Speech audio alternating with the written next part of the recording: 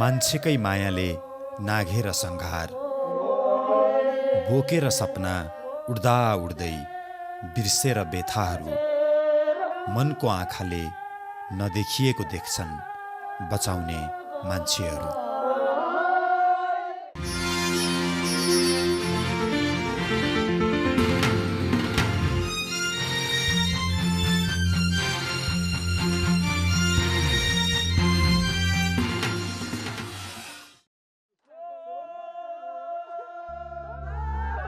चुम भ्यालीका चुम्बा दावाको स्कुल सपना।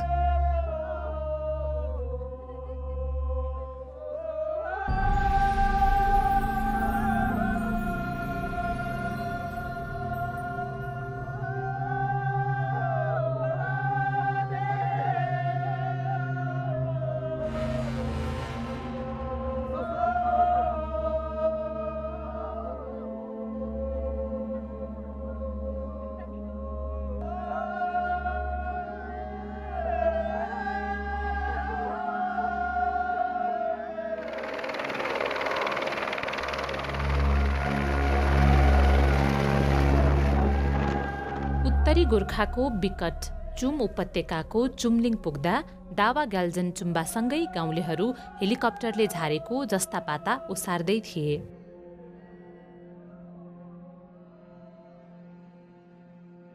यो तपाईको कति राम्रो, यो के लेखेको छ यसमा थाहा छ? चुम भ्याली। चुम भ्याली हजुर। कहाँ किनेको? यो हामीले यहाँ क्लबले चाहिँ निकालेर। मलाई पनि दिनु न। छैन अहिले। छैन, सक्यो। अनि तपाईँलाई चिसो भएको छैन? अलिअलि पहिला भन्दा चिसो धेरै हटिसक्यो। यहाँ चाहिँ के गरिरहेको छ तपाईँहरू अहिले?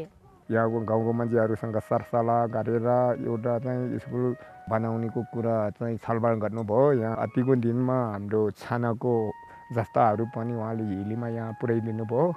धेरै धेरै खुसी बात छ। यो भविष्यको लागि हाम्रो शिक्षा पनि यो चुम्भेलीभित्र चाहिँ हामी त बिग्रियो अब सानो बालबच्चाहरूलाई नबिग्रोस् भन्नेको एउटा हाम्रो चाहना छ। अब त स्कुल बन्ला जस्तो छ। अब यति भने सचेत भइसकेपछि त दावाले नि नबनाउने त सुकै छैन नि।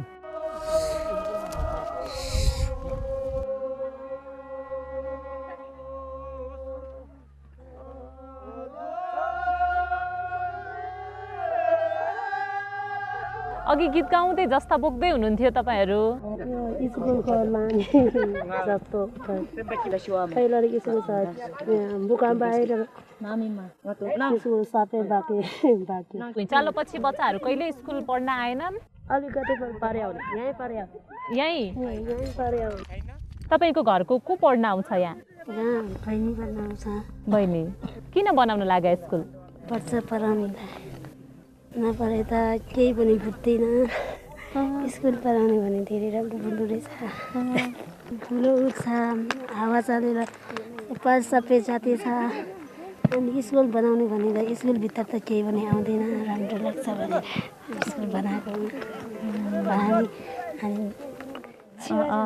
सामान अब हामीले पहिले सुरुमा चाहिँ भरियाबाटै ल्याउने कोसिस गऱ्यौँ र पठायौँ भने एक दुईटी पठाउँदा धेरै नै गाह्रो भयो। जस्ता पाटाहरू पठाउँदाखेरिमा चाहिँ राम्रो खालको जस्ता पठाउँदा तल छुने माथि छुने बाटोको भिड छ अरे त्यहाँ हुने त्यहाँ हुँदैन यो हुँदैन भन्दा यो काम चाहिँ समयमा नसिदिने भयो।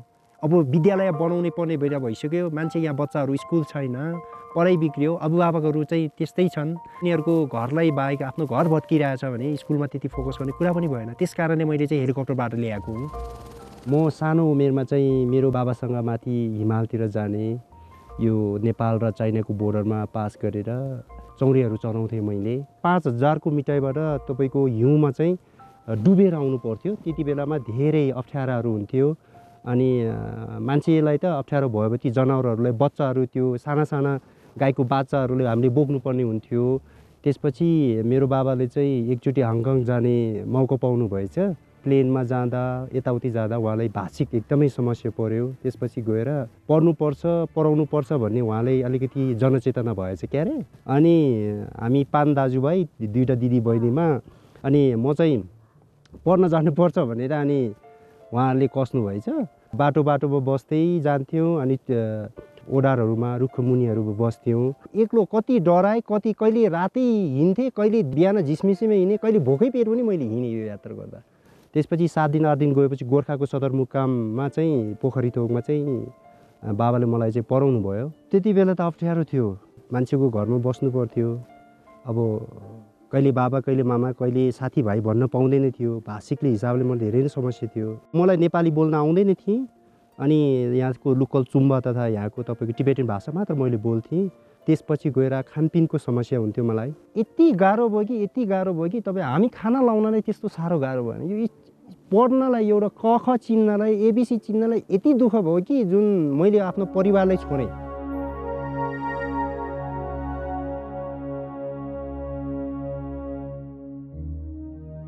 अरे बाबा यो शिक्षाको पहुँच त सबैमा हुनुपर्छ यो अहिले 21औं शताब्दीमा।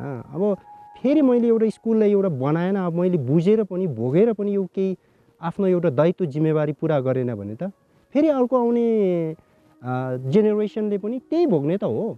व्यावसायिक हिसाबले चाहिँ म चाहिँ एउटा ट्रेकिङ गर्छु।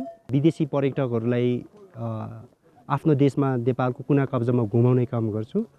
भुइँचालो जाँदा ठ्याक्कै यो चुम्चे र छेकम्पारको भिरालोमा थिएँ। म विदेशीहरू लिएर जाँदै थिएँ, एकैचोटि वर्णन दन्किन थालेँ अनि बुढाबुढी रुन थालेँ।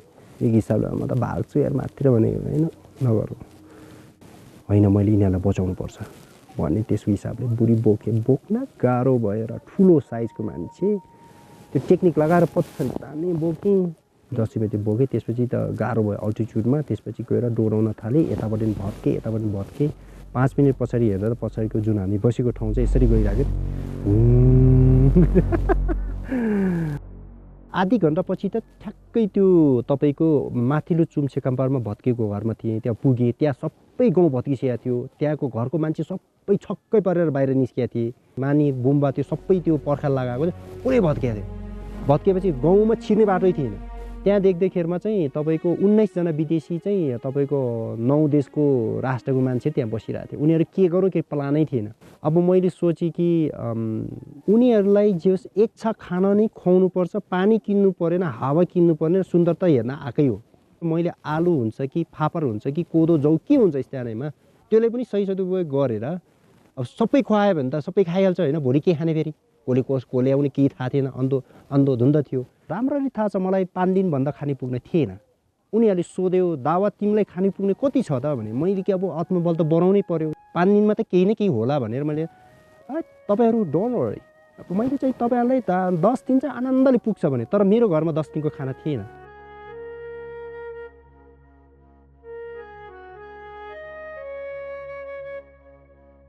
मलाई लाग्छ यो 3वटा धर्म जस्तो लाग्छ नेपालमा चाहिँ। एउटा चाहिँ हिन्दुजम, एउटा चाहिँ बुद्धिज्म, एउटा चाहिँ टुरिज्म। अब सबैको मुखमा एकदम न्याउरो थियो, सबैको रोला जस्तो भएको थियो। फोन पनि कनेक्सन थिएन। त्यही माथि विदेशी त धेरै आत्तिने बानी। मैले भने नआत्तिनुहोस्, यो मन्त्र ओम तारे तुतारेको एउटा ठुलो स्वर बेरेर सबै जम्मा थिए। मैले गीत गाएँ एउटा, ओम तारे तुरे तुतारे सोहा, ओम तारे तुरे तुतारे सोहा, ओम तारे तुरे तुतारे सोहा, ओम तारे तुरे तुतारे सोहा। मैले चाहिँ रातको कार्यक्रम करिब भूकम्प गएको 2 महिनाभित्र मैले सबै सिध्याएँ मैले। अनि त्यसपछि चाहिँ मैले के सोचेँ भने यो रात कार्यक्रम गरिसकेपछि फेरि गर्ने भन्ने कुरा अब फेरि चाहिँ नगरौँ, नत्र चाहिँ के हुने यो मागी खाने भार जस्तो पनि हुन्छ। आफू नै केही गर्नु पर्यो नि, अरूले कति मागिरहने। अब स्कुल त भत्किसक्यो बा, अनि भत्किएको हेरेर मात्र पनि कति दिन हेरेर बस्ने त, त्यसलाई त केही त गर्नु पर्यो। हामी पनि ठुलो जिम्मेवारी छ, सरकारले मात्र कति चाहिँ भनिराख्ने। कस्तो हुन्छ भने कहिले कहिले चाहिँ डर हुन्छ, के होला के नहोला चिन्ता लाग्छ। हात हालिसकेँ त्यसमा, गर्छु भने आठोट गरिसकेँ। धेरै सोच्छु मेरो आफ्नो व्यक्तिगत खर्च, अब गरी खाने काम गरिए मान्छेलाई इकोनोमिकली पनि धेरै गाह्रो छ। तर समुदायमा आइसकेपछि उहाँहरूको घर दैलोमा गएर त्यो बच्चाहरूको त्यो दुःख र देख्दैखेरमा चाहिँ म एउटा लाग्छ कि त्यो मेरो आफ्नो व्यक्तिगतको चिज चाहिँ अलिकति बिर्सिँदो रहेछ। मेरो दुःख मलाई थाहा छ, समुदायले पनि त्यसमा हातमा हात मिलाएर साथ दिँदाखेरिमा चाहिँ मलाई चाहिँ के लाग्छ कि अब मैले 1-2 पैसा कमाछु यो ठाउँ बेचेर, यो प्रकृति बेचेर मैले एक मान्छेको एउटा मानव अनेस्टली कुरा फोटो खिचेर हुन्छ कि यहाँ धेरै स्कुल भत्किएका छन्, त्यो मध्ये एउटा अत्यन्त दयनीय स्थितिमा यो सिद्धि गणेश प्रावि भएको छ यो चुम्चेत गाविसको चुम्लिङ ठाउँमा। अन्य स्कुलले हेर्न नसके पनि म यो स्कुललाई चाहिँ कम्प्लिट पारेर छाड्छु। उड्दा उड्दै क्याप्टेन हिरो। भुइँचालोपछि हेलिकप्टरबाट उद्धार र राहतमा खटिँदै आफैले उडाएको हेलिकप्टर दुर्घटनामा ज्यान गुमाएका पाइलट सुवेक श्रेष्ठलाई भक्तपुर स्थित उनको घरमा परिवार र साथीले यसरी सम्झिए। म केशव श्रेष्ठ, क्याप्टेन सुवेक श्रेष्ठको दाजु हो। 12 गतेको भुइँचालोमा यही घरमा थियो। हामी बाटोमा भागेर बाटोमा गएको थियो। बाहिर बसेको बेलामा सुवेकले फोन गरेर ल्याए, आज भैँचालो आयो आमा, घरमा नबस, अनि तिमी कहाँ छ नि भनेको म एयरपोर्टैमा छ भन्यो। म यास्मित राणा, क्याप्टेन सुवेक श्रेष्ठको साथी। अनि सुवेकको चाहिँ फ्लाइट सकेर जुन अगाडिको नोज ल्यान्डिङ गियर त्यो मुनि चाहिँ ऊ चाहिँ लाइक एउटा डस्ना राखेर यसो पल्टिरहेको थियो। अनि जब त्यो भुइँचालो गयो, किन यस्तो हल्लाको, यहाँ मान्छे सुतिरहेको छ देखेन भनेर गाली गरेछ अरे। म चन्दा श्रेष्ठ, क्याप्टेन सुवेक श्रेष्ठको दिदी। मेरो टेन्सन लिनु पर्दैन, म चाहिँ एयरपोर्टमै छु भनेको थियो। अनि एकछिनपछि चाहिँ हामीले माथि देख्नेहरू चाहिँ उडिहालेको थियो। सबैभन्दा पहिला उसले सर्च गरेको थियो भुइँचालो गएपछि कहाँ के भयो कस्तो भयो। अनि उसले चाहिँ हामीलाई पनि सान्त्वना दिएको थियो, यहाँ केही भएको छैन, गाउँमा मान्छेहरू सबै गाउँ भइसकेको छु, मैले यस्तो हेरेर आएँ उस्तो हेरेर आएँ, घाइतेहरू लिएर आएँ, आज यतिजनाको लास लिएर आएँ। त्यस्तो ठाउँमा म कस्तो कस्तो हेरेर आएछ कि मैले डर छैन आमा भन्छु। ऊ आफै घरबाटै चामल दालमोठहरू चाउचाउहरू पानीहरू लिएर गएर पनि बाँडेको छ उसले। कोहीको खान नपाएछ भन्छ, सबै सामान लिएर जान्छ। ऊ अहिले मात्र हुनु, पहिलादेखि पनि सबैलाई हेल्प गर्दै जाने हो। अब यो भुइँचालो आउनुभन्दा अगाडि पनि कहीँ गाउँमा जानु पऱ्यो भने जे भए पनि लिएर गइरहन्छ। सुवेक एकदम वान पिस साथी हो। ऊ चाहिँ जिन्दगीमा अब ऊ जस्तो मान्छे कहिले नि भेटिँदैन होला जस्तो लाग्छ मलाई। सबैलाई माया गर्ने, सबैसँग त्यति नै मिल्छ। झगडा गर्नु हुँदैन, हामी मिल्नुपर्छ भन्छ। देशमा हामी जस्तो यङहरूले काम गर्नुपर्छ भने उसमा धेरै जहाँ गए पनि म यहाँ गएर कस्तो यस्तो डार गरेर आमा म जान्नै त्यहाँ फस्नु लागेको छ आमा भन्छ। त्यस्तो ठाउँमा नजाउनु भन्दाखेरि मेरो कामै त्यस्तो छ आमा, झन् नमान है भन्छ। अनि तातो पानीमा झन्डै ऊ त्यहाँ ल्यान्ड गरिरहेको थियो, भुइँचालो आएर सबै भत्केको थियो। अनि उसले त्यो स्टार्ट नभएर बल्ल बल्ल भएर माथि मात्र उडेको थियो अरे, तल सबै ऊ भएको उसले देखेको थियो। अनि ल्यान्ड गर्ने बित्तिकै मलाई कल गर्यो। अनि त्यो दिनदेखि मैले अब जानु पर्दैन तिमी त्यसमा, म गएन भने गाउँमा कसले उडाएर गर्छ भने उसले जे गर्थ्यो भोलि छैन भनेर आजै गर्थ्यो कि उसले चाहिँ। उसलाई चाहिँ भुइँचालोको टेन्सनै छैन, उसलाई जसरी भए पनि गाउँमा जानु छ, सबलाई हेल्प गर्नु छ नि त। जहाँ बाटोको सुविधा छैन, जहाँ केही छैन त्यस्तो ठाउँमा गएर दुर्गम एरियामा गएर उसले चाहिँ राहत गर्यो। त्यहाँ विभिन्न हेल्थ क्याम्पहरूको डक्टरहरू लिएर गऱ्यो। सुवेकले चाहिँ खाना पनि नखाइकन मलाई भोक लागिरहेछ, मलाई तिर्खा लागिरहेछ नभनिकन पनि होइन, जति सहयोग गर्न सक्छु म गर्छु भनेर उडेर हुन्थ्यो। अहिले भुइँचालो आएदेखि डर्न नहुनु है आमा, सबैको त्यस्तै छ दुःख भन्छ। कसैको खान नपाएछ, कसैको के भएछ। फेसबुकमा या जसलाई भयो नि साथीहरूलाई फोन गरेर चाहिँ के भन्थ्यो नि, ल म यो ठाउँ गइरहेको छु, अब कसैको रातहरूको सामानहरू छ भने मलाई दिइराख, म जसरी भने म पुऱ्याइदिन्छु भनेर भन्थ्यो। त्यो जुन दिन ऊ क्रास भएको थियो त्यो दिन बिहान 5 बजे एकदम चाँडै जानुपर्ने छ, म गएँ है भनेर निस्केको थियो। त्यो दिनै म सुतै भयो, उडेर हतार सुवेकलाई भेट्नु छ भनेर कोठामा गएको छैन। म सुवेक खै भनेको फ्लाइटमा गयो। मैले छिटो आउनु है बाबु भन्नाले ल हुन्छ भनेर गयो। त्यही अन्तिम त्यही कुरा त्यति मात्रै। ढिला भइसक्यो, 5:45 फ्लाइट छ आज मेरो। अनि लु युनिफर्ममा आइरहन्छ लिएर आउने भयो यही लाएर जान्छु म, हिरो भइसक्यो भनेर, हिरो भयो भनेर मलाई सिसामा हेरेर अनि भयो भने म जान्छु ल चाँडै आउँछु भनेर गयो। अनि के हो सोल्टी आज चाहिँ किन युनिफर्म छैन भने होइन म आज फ्लाइट छैन भनेको हतारमा उठाएर मलाई बोलायो त्यही भएर जे थियो मैले त्यही लगाएर आएँ भनेर भन्दै थियो क्या युनिफर्ममा एकदम राम्रो देखिन्छ कि सुबेक, त्यही भएर उसले युनिफर्मै चाहिन्छ उसलाई। बत्ती नभए पनि राति 2 बजे भए पनि आइरन गरिदिनुपर्छ उसलाई जहिले। मैले अनि सुबेकलाई ह्याप्पी ल्यान्डिङ भने उसँग भएको लास्ट कुराकानी भने त्यही हेलिप्याडमै नै हो जहाँ हाम्रो भेट भएको थियो, त्यही नै हो लास्ट। म अफिसमा थिएँ, 5 बजीसम्म ड्युटी हुन्छ, म काम गरिरहेको थिएँ। अचानक सानो भाइ रुँदै फोन गर्यो, हेलिकप्टर एउटा क्रास भएको छ भनेर भन्यो। अनि त्यति बेला मलाई एकदमै चिन्ता लागिसकेको थियो किनभने हेलिकप्टर त्यति बेला 2टा थियो, त्यसमध्ये एउटा फर्केर आइसकेको थियो अनि एउटा हेलिकप्टर जुन उडिरहेको थियो नि त्यसमा चाहिँ क्याप्टेन सुबेक नै थियो भनेर मलाई कन्फर्म थियो। भाइ आएर दौडेर आएर टिभी खोलेर मैले केही थाहा छैन, म बेहोस भएछु।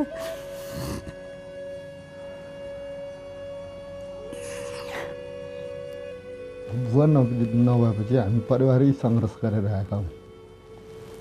त्यो 3 वर्ष भएको बेलामा बाउ खसेको, सँगै हुर्काएको, सँगै आफूले हात समातेर हुर्काएको।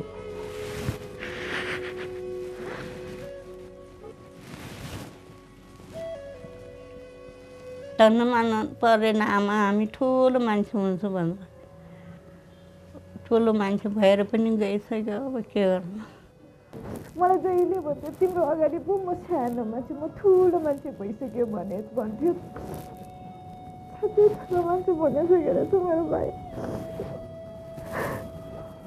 सबैले उडार गरे, आफूलाई कसैले उडार गरिदिन्थ्यो।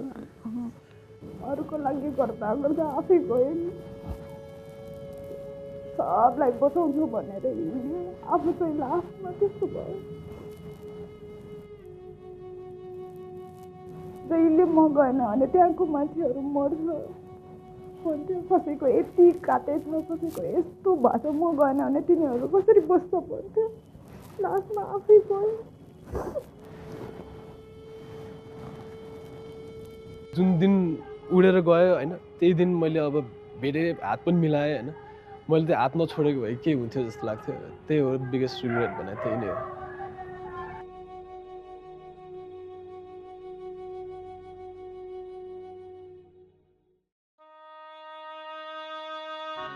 फौजीको मन बिर्सेर बेथाहरू।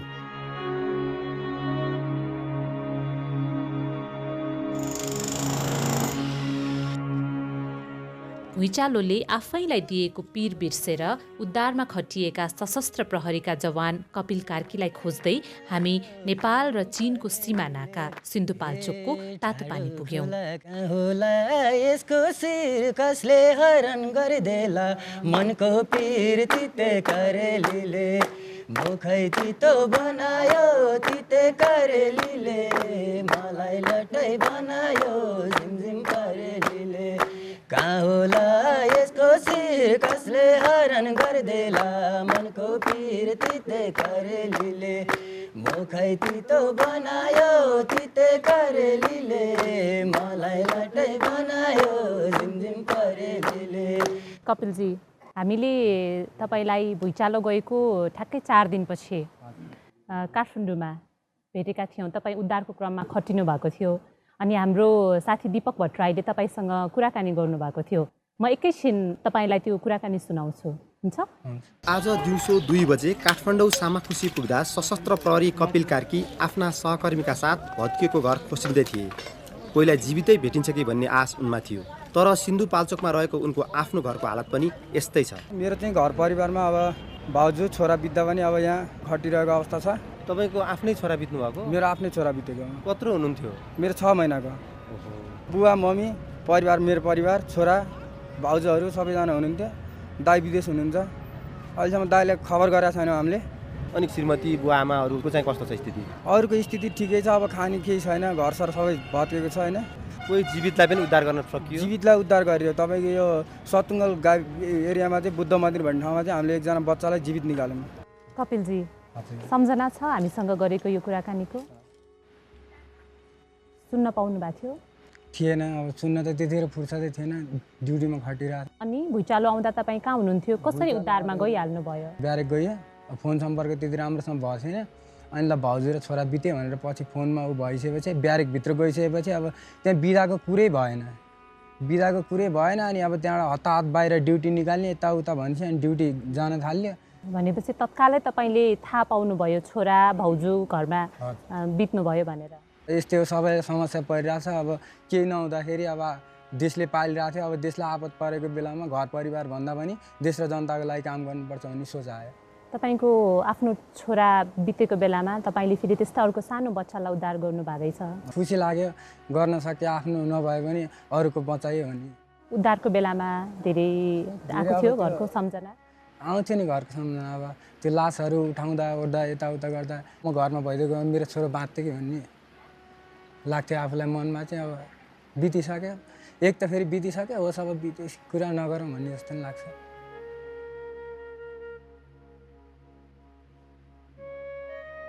गर्व गर्नुपर्छ, नेपाली हो, नेपालीलाई दुःख पर्दाखेरि आफ्नो घर परिवार नभनिकन देश र जनताको लागि काम गऱ्यो, त्यसैमा गर्व लाग्छ मलाई।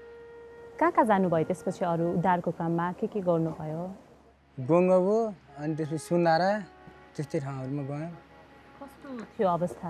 अवस्था त एकदम चिन्ताजनक। अब हामी पनि मान्छे, हामीलाई पनि जान डर लाग्छ। त्यति गर्दा गर्दै पनि रेस्क्यु गर्दा पनि पुलिसहरू आएर ढिला भएर मेरो आफन्त मऱ्यो भन्ने गुनासो पनि धेरै सुन्यो हामीले। अनि स्याबासी पनि त त्यति नै पाउनुभयो होला? हजुर, स्याबासी नै पाइयो। हजुरलाई लाख लाख धन्यवाद छ। आज हजुरहरू नभइदिएको भए हाम्रो छोराछोरी मर्थे, आज हामी छोराछोरीको मुख हेर्न पाउँथेनौँ। हजुर हाम्रो लागि देउता स्वरूप भएर निक्लिनु भएको छ भनेर भन्नुभयो उहाँहरूले। त्यस्तो भन्दा चाहिँ कस्तो लाग्छ? त्यस्तो भन्दा खुसी लाग्थ्यो। एक त दुःख पनि आफ्नो दुःख थियो। अब त्यो बच्चा रेस्क्यु गर्दा चाहिँ जे होस् आफ्नै छोरालाई निकालेको जस्तो, आफ्नै बच्चा निकालेको जस्तो लाग्यो। आफूलाई त्यस्तो विपद पर्दा पनि तपाईँलाई के कुराले चाहिँ त्यति धेरै बल दियो अनि सँगसँगै अरू सँगसँगै भिड्न सक्नुभयो तपाईँ? हाम्रो एउटा कर्तव्य पनि हो नि त, आफ्नो कर्तव्य पालना गर्नको निमित्त पनि अब घर परिवार नभनिकन देश र जनताको लागि काम गर्यो। भनौँ न, भुइँचालोले तपाईँको आफ्नै घर भत्कियो, आफ्नै परिवारको सदस्य गुमाउनु भयो, तपाईँले आफ्नै 6 महिनाको छोरा पनि गुमाउनु भयो। अब अहिले चाहिँ तपाईँ भुइँचालोले असाध्यै क्षति पुर्याएर तहस नहसै बनाएको यो ठाउँ तातोपानीमा बस्नु भएको छ। अहिले चाहिँ कस्तो लाग्छ? के सोचिन्छ भने अब मर्न लेखा छ भने ढोकामा ठेस लाएर पनि मरिन्छ भन्ने जस्तो लाग्छ। अहिले चाहिँ खासै त्यस्तो डरको अनुभव भएको छैन। उता हेर्दा त सबै माथिको पहिरोहरू खसेर घरहरू बजार नै पुरेको हामीले देख्यौँ। सबै ढुङ्गाहरू पनि घरभित्रभित्र पसेको देख्यौँ। तपाईँको ठ्याक्कै माथि अहिले हामी जहाँ बसिरहेछौँ यो माथि पनि एउटा पहरो छ। डर लाग्दैन? तपाईँ यहीँ कार्यालय छ, यहीँ बस्नुहुन्छ? डर त लाग्छ नि। अब डर लागेर नि के गर्नु, अब सरकारको नुन पानी खाएपछि अब जहाँ भने त्यहीँ जानु पऱ्यो। त्यही भएको कारणले अब हाम्रो कर्तव्य पनि त हो नि। तपाईँको थुप्रै साथीहरू यहाँ देखिरहेको छु मैले। तपाईँहरू सबैजना भुइँचालोदेखि नै यहीँ हुनुहुन्छ? बेलुकाको 12 बजेतिर बल्ल चाहिँ एकचोटि फोन लगाएर मेरो चाहिँ परिवारसँग मन सम्पर्क। घर भत्क्यो? के भयो? घर सबै भत्क्यो। कहाँ तपाईँको घर? भक्तपुर। भुइँचालोको बेलामा घर भत्केको अरू को हुनुहुन्छ तपाईँहरू? कपिलजी, तपाईँहरूको मन कसरी यस्तो डह्रो हुन्छ? यो फौजीहरूको मन अर्कै कुनै पदार्थले बनेको हुन्छ? ट्रेनिङले प्रभाव पार्छ। जतिसुकै दुःख परे पनि आफू सहनशील भएर बाँच्न सक्नुपर्छ भन्ने कुरा चाहिँ हाम्रो ट्रेनिङले हामीलाई सिकाउँछ। कमलो नहुनु भन्छ? हजुर, कहिलेकाहीँ सम्झिन्छ। देख्न पाउनु भएको थियो? कतिचोटि भेट्नु भएको थियो छोरालाई? जम्मा एकचोटि भेटेको थियो, त्यति 3 महिना हुँदाखेरि भेटेको। फोटोहरू चाहिँ फेसबुकमा देखिन्थ्यो तर उसको मेरो भेट चाहिँ भयो। कस्तो थियो अनुहार? लगभग मसँग सेमसँग मिल्ने खालको थियो। मेरो यतापट्टि कोठी थियो, त्यसको यतापट्टि थियो, उल्टो थियो। छोराको फोटो बोक्नुहुन्छ? छैन, पहिला थियो, भुइँचालोमा बितेपछि अहिले बोक्दैन। के गर्नुभयो? डिलिट गरिदिएँ। किन? धेरै सम्झना आउँछ, फोटो हेरी चिराउन मन लाग्थ्यो त्यही भएर। कहिलेकाहीँ छोराको याद आउँदा कसरी मेटाउनुहुन्छ त याद? यस्तै गानासाना गाएर, साथीहरूसँग जिस्केर। भेटै भयो पुरानो साथी साथी, दैव दशा नलागोस् कोही माथि, विश्वास गर मनको मित्रमा, तिमी मेरो हुने कि नहुने, निधो चाहियो कान्छे 3 दिन भित्रमा। मान्छेको माया, छोरीलाई चिठी। मायाकी खानी प्रिय सुब्यानी, पत्र मार्फत तिमीलाई हाम्रा बाध्यताका न्यु सुनाएर मनको असन्तुष्टि ग्लानी र पछुतो पखाल्ने प्रयास गर्दैछौँ। एउटा विवाद छ मनभित्र, द्वन्द्व चल्छ हर वखत, धर्म कर्म र प्रेम बीचको भिन्नतालाई लिएर, बाध्यता बहाना र सम्बन्ध बीचको प्राथमिकतालाई लिएर। मम्मी बाबा तपाईँहरूको प्राथमिकता के हो? म वा काम वा अरू नै केही? तिमीले सोधे जवाफ के होला हामीसँग? तिमी हाम्रो प्रेम, तिमी हाम्रो जिम्मेवारी, तिमी हाम्रो प्राथमिकता, तिमी हाम्रो सब थोक, अनि फेरि हाम्रो काम जसले तिम्रो बाबुआमालाई एक बनायो जीवनभरलाई। हाम्रो कर्म हाम्रो धर्म पनि त हो छोरी। तर कहिलेकाहीँ मन भारी हुन्छ अनि आफ्नै मनले आफैसँग प्रश्न गर्छ, दुनियाँ हँसाउन हिँडेका हामीले कति तिमीलाई पुर्यायौँ कि? 3 महिनाकी छोरी अरूको जिम्मा लगाएर पर्दामा हाँस्ने तिम्रो आमा बाबुको दुखेको मन तिमीले त पक्कै देख्न सक्छौ। एउटी आमाको अनिदो रात अनि चर्केको दुधको साक्षी अरू कुनै हुन सक्ला र यो दुनियाँमा? भुइँचालोको बेला तिमी 14 महिनाकी मात्रै थियौ अनि हामी तिम्रो बाआमा तिमीसँग थिएनौ। हामी त 7 समुद्र पारीको देश अमेरिकामा मानिसहरू हँसाउँदै हिँडेका थियौँ।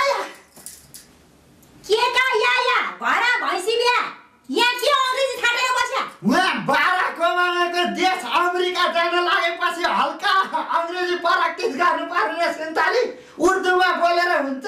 मेरी आमै तिमी अमेरिका जाला अनि म नआएर तिम्रो कान्छो बाबु जान्छ होला त? अनि म चाहिँ जान्दिनँ। तिमी पनि जाने हो नि? यो च्याख्री कस्तो भुस्से दिमागी थियो भने नि। हजुर। अचानक भुइँचालो गयो।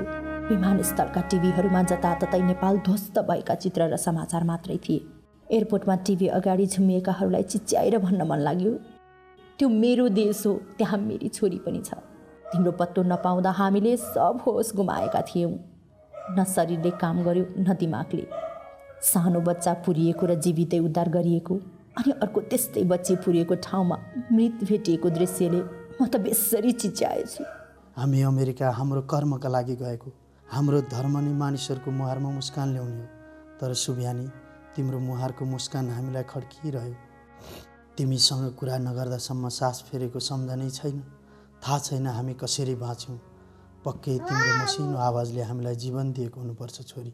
अमेरिकामा कार्यक्रम गरेर हँसाउन मनले मान्दै मानेन। हँसाउन गएका हामी भने स्टेजमा उक्लेर घुँडा टेकेर रुन पो थाल्यौँ। तर हाम्रा लागि करोड बढी लगानी गरेकाहरूले हामी डुब्छौँ भन्दै थिए।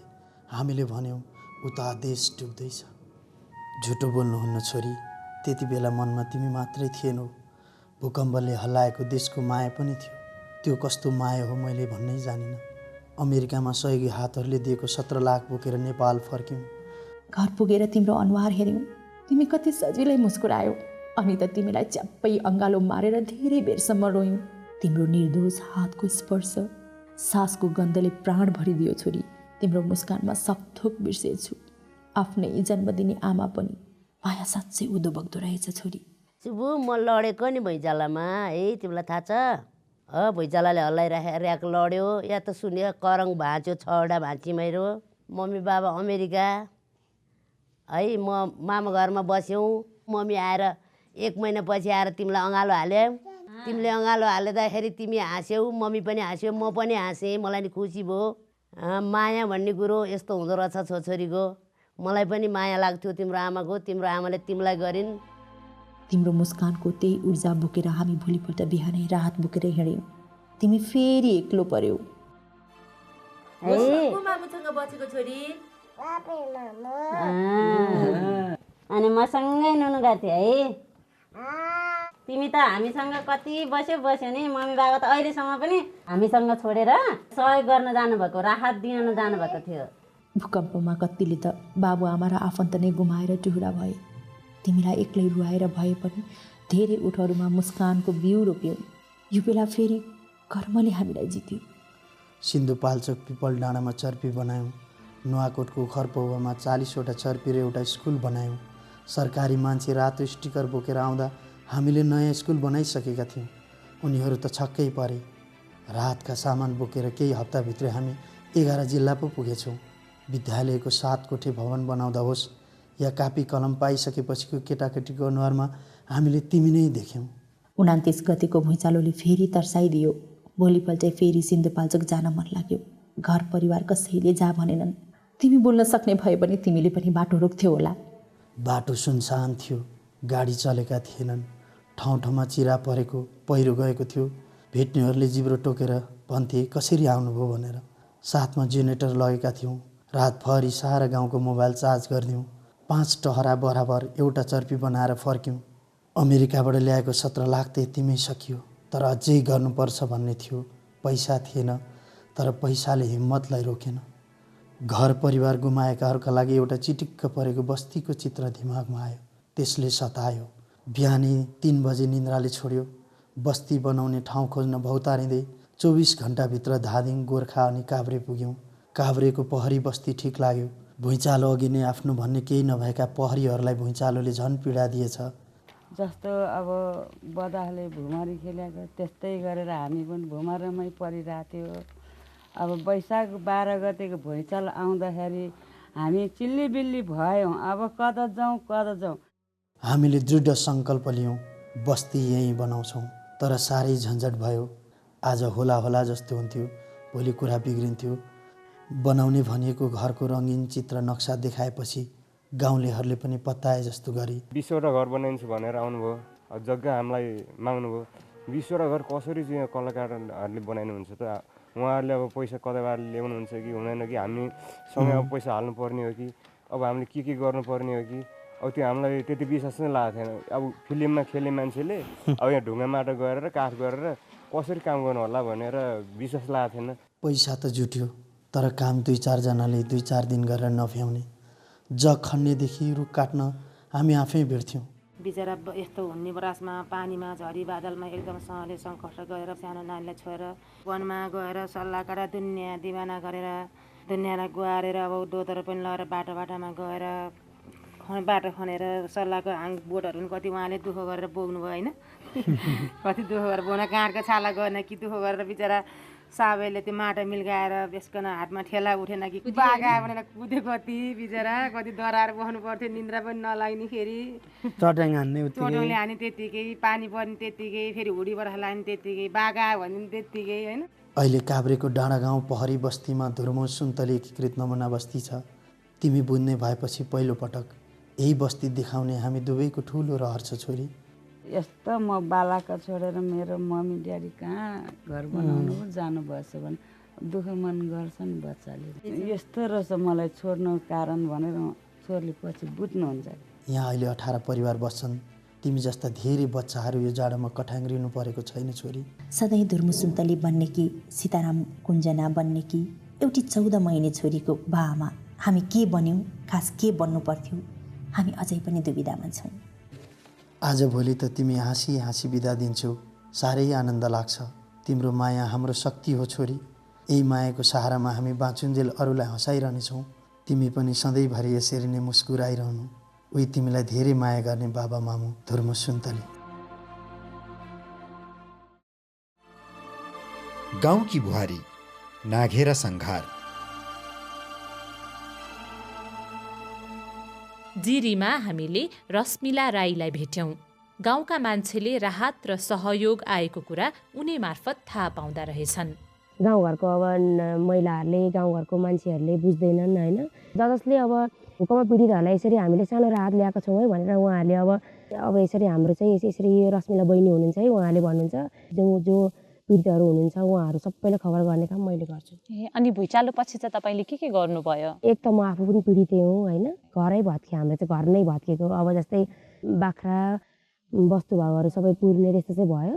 घर भत्किएपछि पनि अब जस्तै हामीले अब घर भत्किएपछि पनि त्यहाँभित्रको यसो अलिअलि खानेकुराहरू निकाल्यो भने त हामीले एक रात आजको एक रात त खानु पाइन्छ भन्ने जस्तो भयो कि हामीलाई। अनि हामी महिलाहरूले नै आँट गरेर घर भत्किँदैछ, हामी आफूले सामान निकाल्दैछौँ। तपाईँहरू गाउँमा अरूहरूको घरतिर पनि गएर हामी सबैजना अनि बाख्रा पाठा भयो, कुखुरा चल्ला गाउँघरको त्यही त हो नि। अब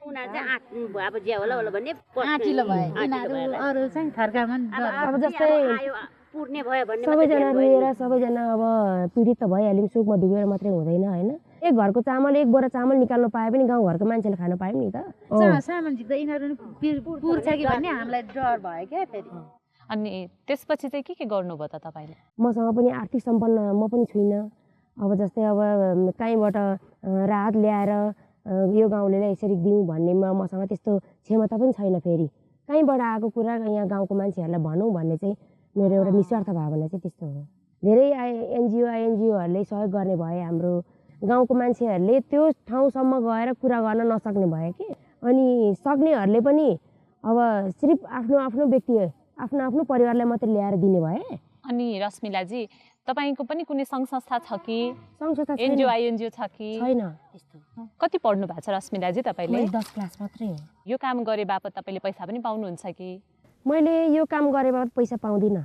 मेरो घर कसैले बनाइदिन्छ कि मेरो घर कसैले मेरो बच्चाहरूको पढाइदिन्छ कि अनि मेरो श्रीमानलाई पो राम्रो काममा लगाइदिन्छ कि भनेर मैले यसरी यो सामाजिक काम मैले गरेको होइन। अनि तपाईँको त समय खर्च होला, घर परिवार छ भन्नुभयो, श्रीमान घरमा हुनुहुन्न विदेशमा हुनुहुन्छ भनेर भनेपछि झन् दोहोरो जिम्मेवारी भयो। त्यति हुँदाहुँदै समय कसरी मिलाउनुहुन्छ त? समय म बिहान 4 बजे उठ्छु। अब गाउँघरमा त्यही हो, आगो सागो फुक्नुपर्छ, घरधन्दा गर्नुपर्छ। अनि जङ्गल जान्छु। म जङ्गल गएर म 7:30 बजेतिर म जङ्गलबाट घर आइपुग्छु।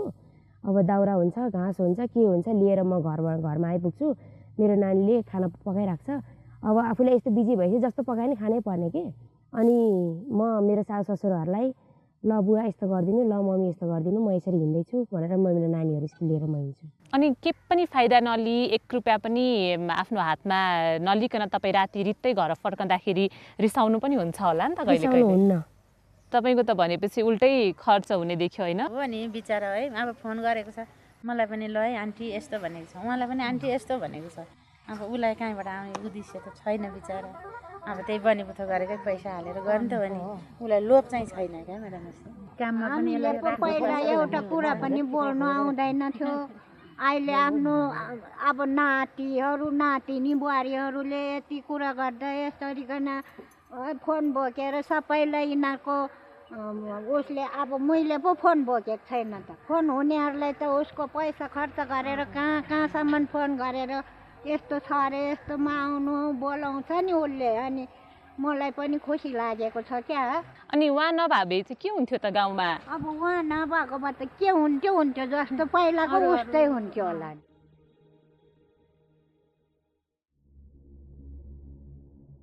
अस्पतालको आँगनमा एउटा फरक मान्छे।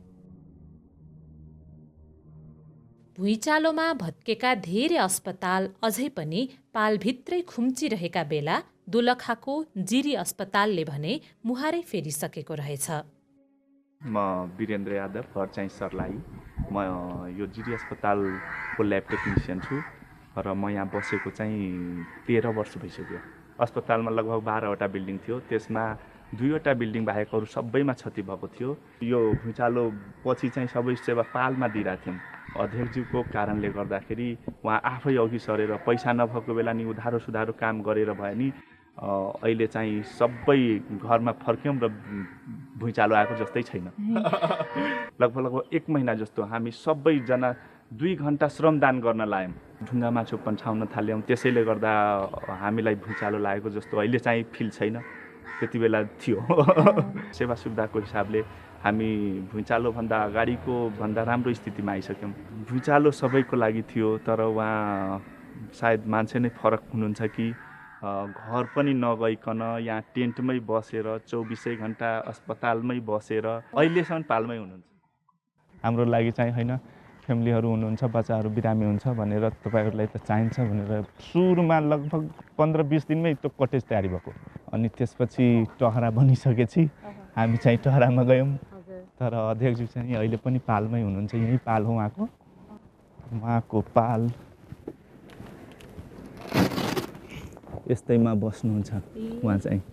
अब जिरी जस्तो चिसो ठाउँ, तुसारो जमेर टपटप पानी नै चुहिन्छ र पनि होइन मलाई अस्पतालको साह्रै माया लाग्यो भनेर छोड्नुहुन्न, अहिलेसम्म छोड्नु भएको छैन। तपाईँले यति धेरै कुरा गर्नुभयो तपाईँको अध्यक्ष टङ्कजीको। हजुर हजुर। कहाँ हुनुहुन्छ अहिले टङ्कजी? उहाँको आज व्यक्तिगत काम पर्यो, त्यसले गर्दा आज बिहानै चाहिँ बसमा चरिकोट जानुभएको छ। हुन्छ, त्यसो भए हामी उहाँलाई चरिकोटमै गएर भेट्छौँ त। हस् हुन्छ म्याडम, धन्यवाद। तपाईँलाई पनि अस्पताल घुमाइदिनु भयो। हस्, वेलकम।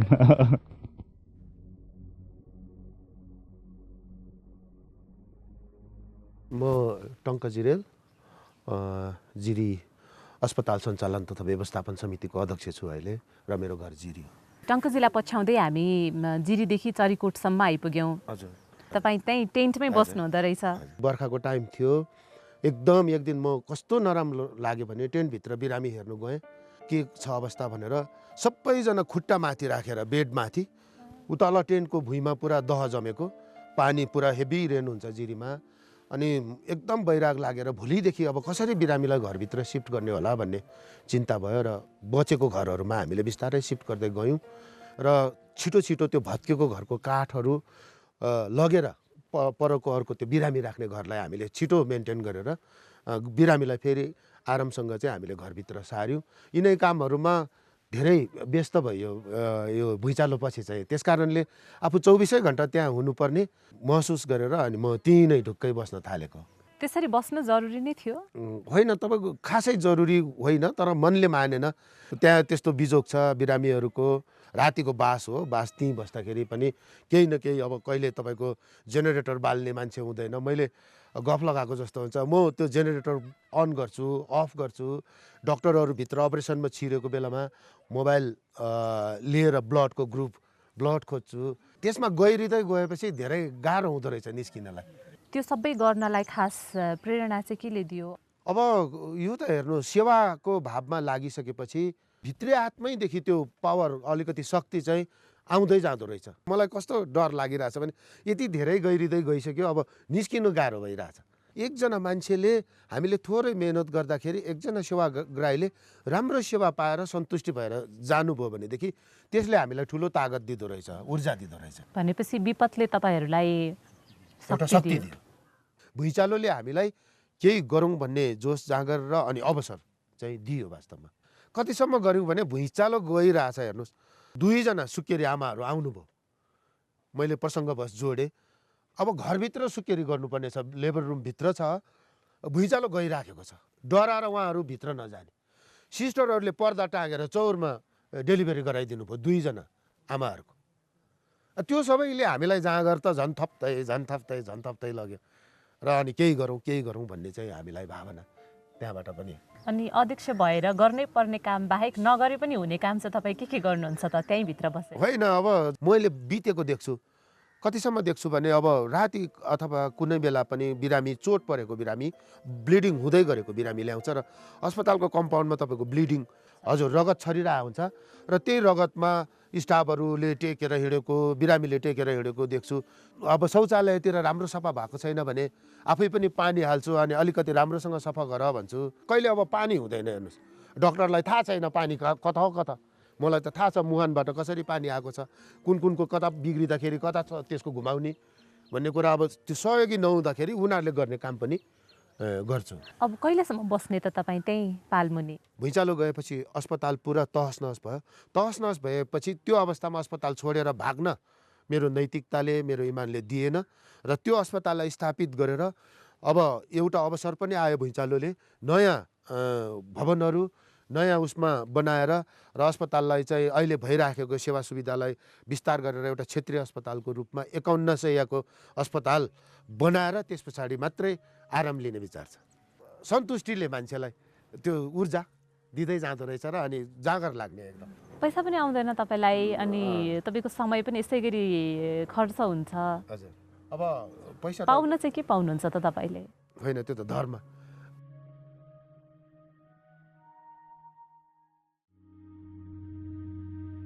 नदेखिएको देख्ने मनको आँखा। हातमा सेतो छडी बोकेका वासुदेव अधिकारी माइक्रोबस भरि राहत बोकेर सिन्धुलीको खुरकोट ओर्लिए।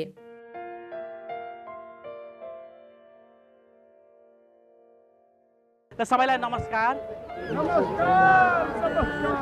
आराम हुनुहुन्छ? एकदम आराम। धेरै खुसी लाग्यो तपाईँहरू यहाँ आउनुभयो है। अब म मेरो परिचय दिन्छु। म चाहिँ तपाईँहरूलाई हेर्न सकिरहेको छैन, तर धेरैले मलाई देखिरहनु भएको होला। म वासुदेव अधिकारी हो अनि म कामको हिसाबले एयरपोर्ट र तिलगङ्गामा म काम गरिरहेको छु र भूकम्पपछि धेरै जिल्लाहरूमा घुम्दै जाने चरणमा सिन्धुलीमा पनि धेरै लुकेका साथीहरू हुनुहुन्छ। उहाँहरूको लागि केही गरौँ भनिसकेपछि अनि हामी तपाईँहरूलाई के सहयोग गर्न सक्छौँ, तपाईँहरूको आवश्यकताहरू के हो, कस्तो हो भनेर बुझ्न आएको। हामीसँग सेतो छडी पनि छ, कोही दृष्टिबिन हुनुहुन्छ भने हामी सेतो छडीहरू पनि प्रदान गर्छौँ। अनि कोही शारीरिक अपाङ्ग हुनुहुन्छ जसलाई हेनिस्टिक चाहिएको छ भने हामीसँग केही हेनिस्टिक पनि छ। त्यस्तै बैशाखीहरू पनि छ, हामीले त्यो पनि तपाईँलाई दिन सक्छौँ। र व्हिलचेयरहरू पनि छ, व्हिलचेयर चाहिने साथीहरूलाई हामी व्हिलचेयर पनि दिन्छौँ। र व्हिलचेयर चाहिने व्यक्तिहरू को हो, कस्तो हुनुहुन्छ, त्यो ठाउँमा व्हिलचेयर जान्छ कि जाँदैन त्यो कुरा चाहिँ हामी सोध्छौँ है। अहिले तपाईँलाई हामीले झुलहरू पनि ल्याएका छौँ। हुन्छ अब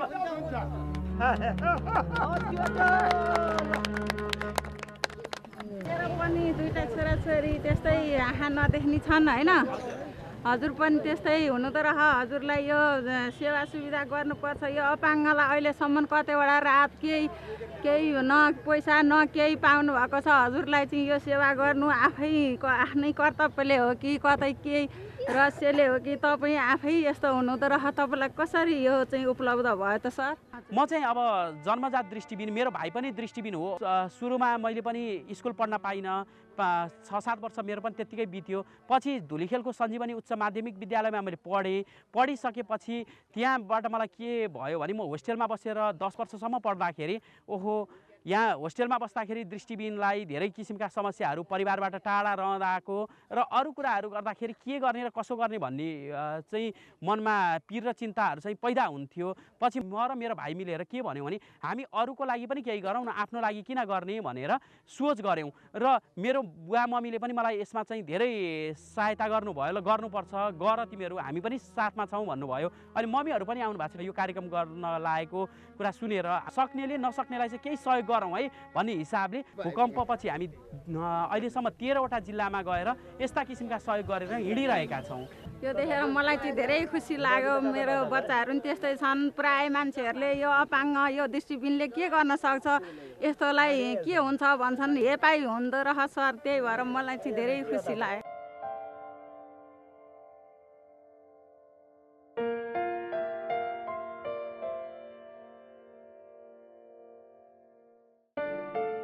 अनि यसरी गाउँ गाउँमा डुल्नलाई हिँड्नलाई तपाईँले समय चाहिँ कसरी मिलाउनुहुन्छ? शनिबार त्यस्तै गरेर सार्वजनिक बिदाहरूमा बिदा लिँदैनौँ र त्यो बिदाहरू चाहिँ जोगाउँछौँ। त्यो जोगाइएको बिदा चाहिँ अब यस्ता खालका महत्त्वपूर्ण कार्यक्रममा चाहिँ खर्चिन्छौँ। त्यस्तै गरेर आफ्नो घर परिवारको पनि पूर्णतया साथ र समर्थन रहेको छ।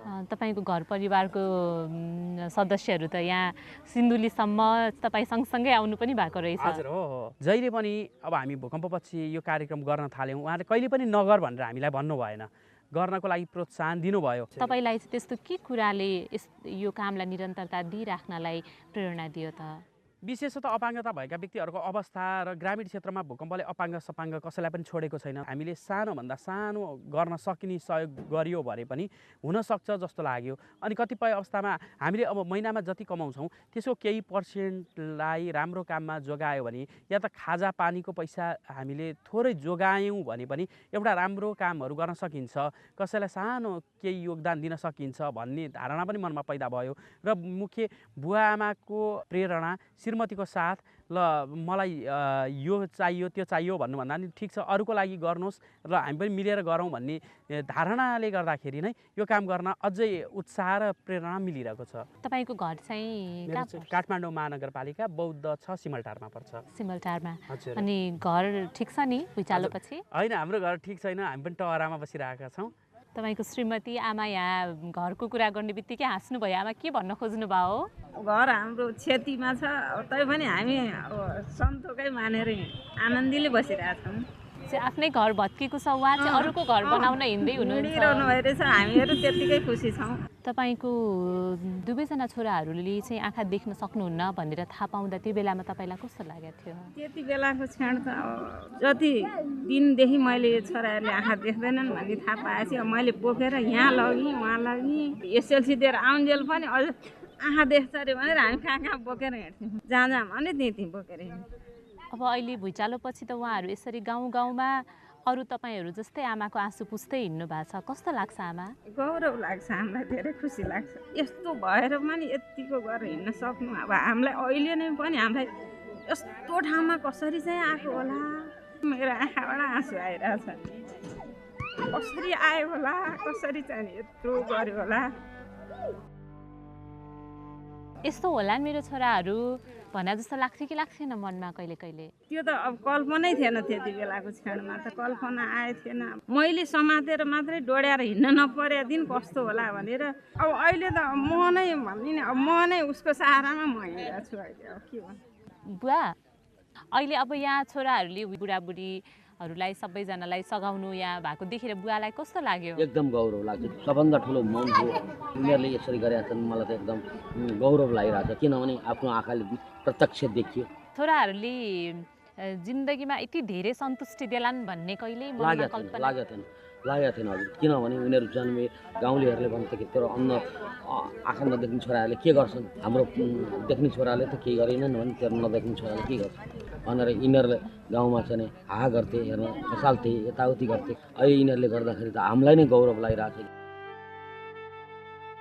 बासुजी, भुइँचालो पछि भनौँ न 1-2 दिनको रहर त मान्छेलाई हुन्छ होइन? 1-2 दिन मान्छेलाई ल गरिहालौँ भन्ने जोस पनि हुन्छ, धेरैले त्यसरी सघाए पनि।